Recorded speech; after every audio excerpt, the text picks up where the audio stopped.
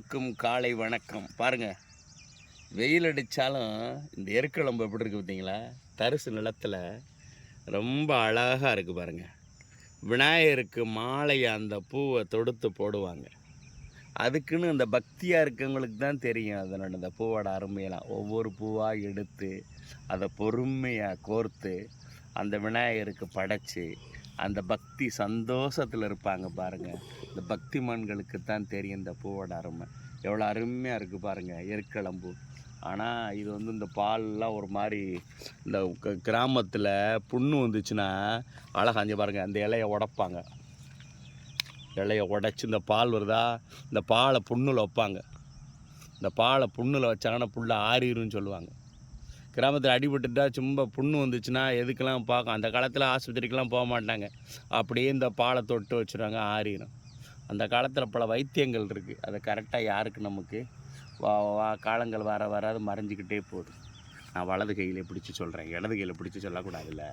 அது ஒரு கிராமத்தில் நம்ம கற்றுக்கிட்ட விஷயங்கள் தானே. இது இந்த புண்ணு வந்தால் இந்த பாலை தொட்டு வைப்பாங்க, ரைட்டுங்களா?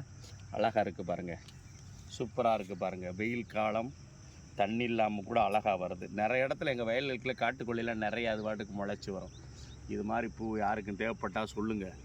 இந்த பூ இங்கே எங்கேனாலும் காய்ச்சி கிடக்காது பாட்டுக்கு. சூப்பராக இருக்குது பாருங்கள், பார்க்க அழகாக இருக்குது. காலையில் வாக்கிங் வந்தேன், அப்படியே போயிட்டே இருக்கேன். 2 கேமரா இது வரைக்கும் நானே எடுக்காமல் நானே பேசினாலும் எடுத்துகிட்டு இருப்பேன். நண்பர் வந்திருக்கார். நண்பரோட காலையில் இருக்க ரொம்ப சந்தோஷம் தெரியுமா? அது தெரியுமா உங்களுக்கு? நண்பரோட காலையில் எங்கேயாவது போகிறோன்னு வச்சுங்க, அது ஒரு சந்தோஷம் தான். எல்லோருக்கும் காலை வணக்கம். தேங்க்ஸ் சொல்லிட்டேன்.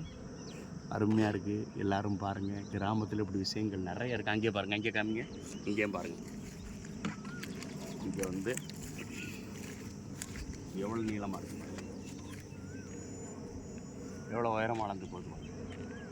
சூப்பராக இருக்குது பாருங்கள், அழகாக. இந்த பாருங்கள், இந்த முட்டு பாருங்கள், இதை பாருங்கள், சூப்பராக இருக்குது பாருங்கள்.